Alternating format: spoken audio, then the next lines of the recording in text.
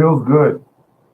I found, first of all, I want to say good evening or good morning to everyone out there in YouTube land, so to speak. And I am having a great day. Just came home from the grocery store, and on my way home, I found a apple tree that was maybe 4 blocks from me. And this apple tree that I found had dozens of apples on it, and I thought that was absolutely great. Um, the apples that I found were small but beautiful color.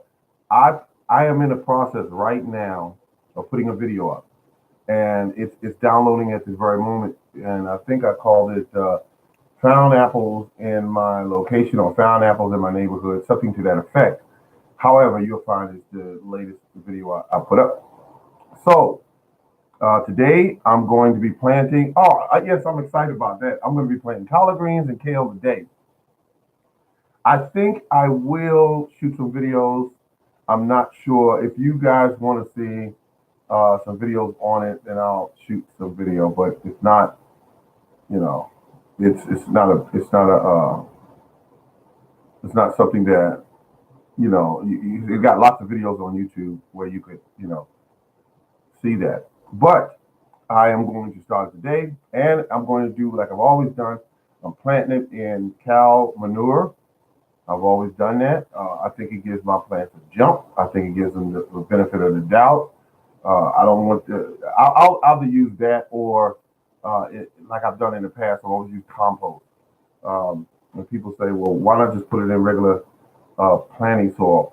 There's a planting soil I used to use way back in the day. It was peat moss, perlite, yeah, and I mix it up together. Then I started thinking that's a sterile environment. There's no food in that, to my knowledge.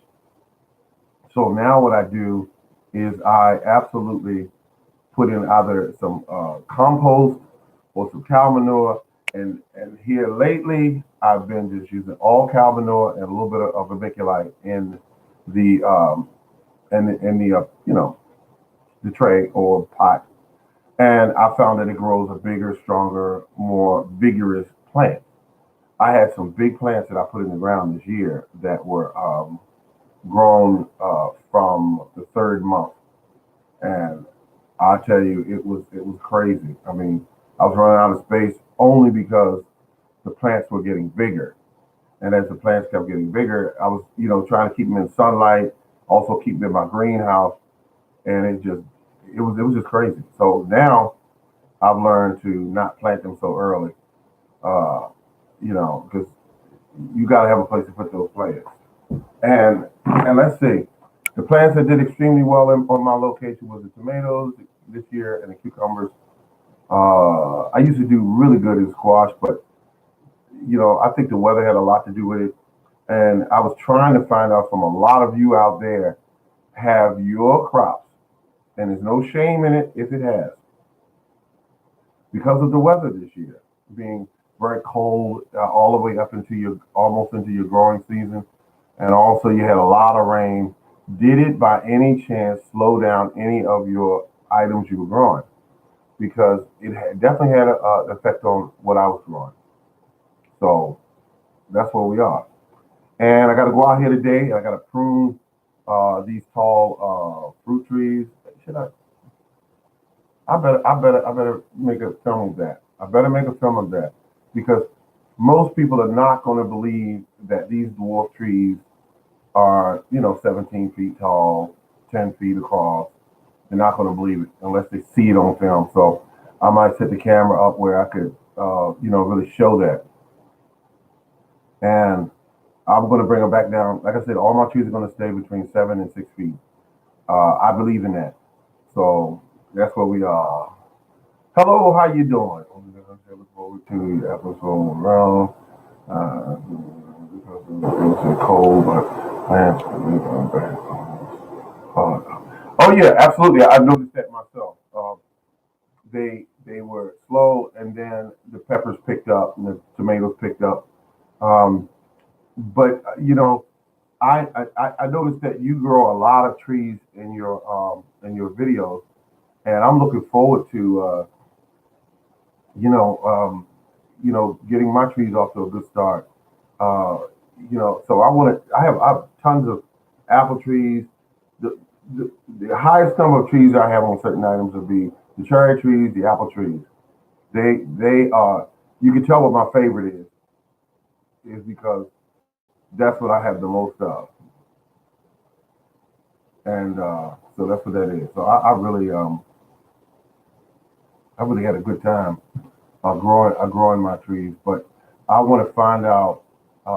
Someone was saying, I have my trees too close together, but I have them like some of them are 21, 22 inches apart. They're dwarf trees. I did high density planting, and I really pushed the limit there. I put them 21 inches apart, um, and that is supposed to slow the tree down a bit, kind of stress it, so that you'll lose some fruit, but you'll still be able to produce, uh, and you'll have more varieties in a smaller location. But my trees, um, they're healthy. I have one that I got some issues with. That's a peach tree.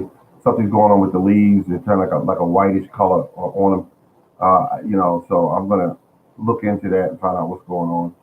Um, in fact, I'll do that today.